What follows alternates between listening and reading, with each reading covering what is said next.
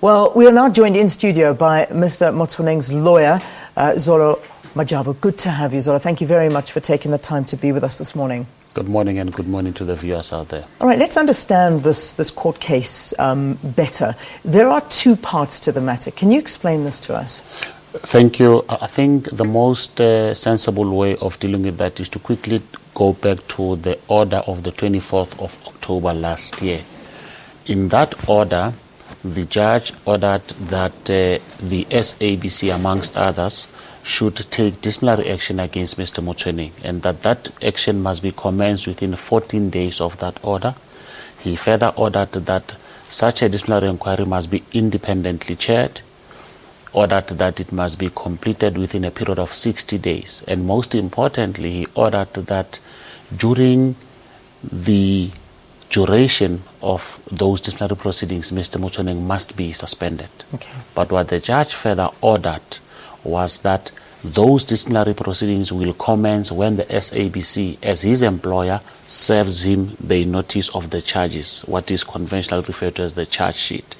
So even back then, it was not true that he was suspended immediately. The court directed his employer as SABC to within 14 days to commence those proceedings. So which means on day 1, day 2, he could still lawfully come to work. Okay. He would only be suspended when the SABC as his employer serves him the notice of the charges. Now what happened then was, on his behalf, we brought an application for leave to appeal, application for permission to appeal against that decision. So did the SABC. So did the Minister of Communications as a shareholder, which application was opposed by the DA and the Public Protector. That was the one part. Yeah. The effect of that application was effectively to place on hold that order in its entirety. A few days later, the second part then kicked in. The DA, as they were perfectly entitled to do, lodged an application in terms of Rule 4911 of the Rules of the High Court. To paraphrase, what this simply means is that, notwithstanding the fact that the general rule is that if you lodge an application for leave to appeal, it automatically suspends the operation of that order. However, in certain exceptional circumstances, it is still permissible for the court to order that such a decision that is subjected to an appeal should be implemented effectively. That we, on behalf of Mr Motsoeneng, opposed. So did the Minister and the SABC. Yeah. Those two matters were argued at the same time in December last year. Yeah. Now, the judgment in respect of those two matters was handed down yesterday, and this is where it becomes important. So now, talk to us about the outcomes. Yes. The outcome in respect of our application for leave to appeal was successful, so which means the DA lost. The outcome in respect of the Public Protector's application for appeal was unsuccessful. The Public Protector lost. With regard to the second application, which was brought by the DA to implement that order, we lost. Okay. Because the court ruled that Mr Motsoeneng should be suspended in accordance with its earlier decision of 24 October. Now, this is what that order said. And you will find, and I'll show it to you, it has nothing to do with the fact that he is suspended immediately. I'm going to explain this very patiently. What the court ordered in October was that, one, his employer must suspend him, must take disciplinary action against him, and pending that disciplinary action, he must be suspended. Which therefore means all the judge said yesterday was not that Mr Motsoeneng is suspended immediately for 60 days. He simply said, you, SABC, as his employer, commence the disciplinary proceedings with 14 days. You do so by serving him a charge sheet. Make sure that it is independently chaired and it does not take more than 60 days. So the 60 day is the duration of the intended disciplinary action.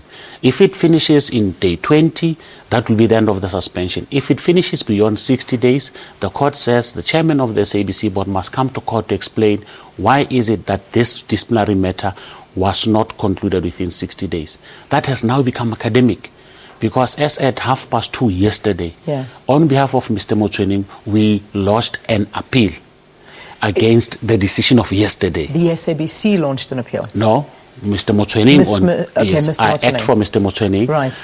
But 20 minutes later, the SABC itself also lodged an appeal against yesterday's decision. All right. And I am told, as at 3:30 or so yesterday afternoon, the minister also lodged an appeal. So there are 3 appeals against this Exactly, ruling. which therefore means automatically that order of yesterday at about 11:30 is effectively put on ice, pending an appeal by the full bench of the Cape High Court. Okay. So even if we had not lodged an appeal, it would not be true to say he is suspended immediately, because in terms of that court order, it is the SABC that is directed to launch those disciplinary proceedings against him, and they have 14 days within which to do so. I was explaining this because all and sundry has been told that he is effectively suspended. Breaking news. That is not true. That is not the case. In any event, his right of appeal is automatic. We are not talking about an application for permission from the same judge to appeal. It is an automatic right that is going to be adjudicated by 3 other judges, excluding the one who made this decision. All right. I just want to take a step backwards. We spoke about the public protector. So we've spoken about these cases. I think we've given a bit of clarity. But let's focus a little bit more on the public protector now.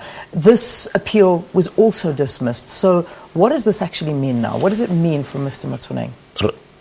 Look, it means that our contentions stand a reasonable chance of success before the appeal court, because remember, our gripe against the findings of the public protector was simply this: she does not have the powers of the sort that she seems to think that she has. That is what we contended. She argued otherwise. She then had a problem with the finding of the same judge who said, indeed, it is true that you don't have the authority to make binding decisions. And it is against that decision that she brought an application for leave to appeal, which application has now been dismissed. So it means when the matter goes before the Supreme Court of Appeals, it is going to be between us on behalf of Mr Motsoeneng, the SABC, the minister, and the court. The public protector does not have that right to appeal, because that appeal or that application brought by her has been dismissed. So all it simply means is that the status quo remains with regard to Mr Motsoeneng's employment, with regard to the findings of the public protector and the authority that she may or may not have. That is yet to be adjudicated upon by the Supreme Court of Appeals. Okay. Just to wrap it up, you've explained to us exactly what happened yesterday, the course of events after the ruling from the court, the appeal by Mr Motsoeneng, an appeal by the SABC, an appeal by the communications minister herself. What about the DA? Have we heard from them after their bid was found successful? What is their move now? What do they do? I wish I knew. All I know is that Mr. Self went on record to proclaim a victory, and it was on the basis that I think he mistakenly thought that Mr. Motsoeneng will not be at work today. And of course, whether we are right or wrong, the fact of the matter is an appeal was lodged, it was served on their lawyers yesterday afternoon, and as far as we concern, the status quo remains. We will all await direction from the registrar of the High Court to say, when should we make ourselves available to argue the matter before a panel of 3 judges? That is where the issue is at the moment. All right, so that's where it's been left off for now. Thank you for coming in. Thank you for explaining it to us. But as it stands right now, SABC Chief Operating Officer Hlaudi Motsoeneng will be at work this morning. He is. I just spoke to him a few minutes ago. He is working. He's having a couple of meetings with the Metro FM DJs, I'm told. Good. All right, there you go. Zola Majavu, who is Hlaudi Motsoeneng's lawyer, joining us here in studio to just unpack what happened in court yesterday. Thank you very much for joining us on the program.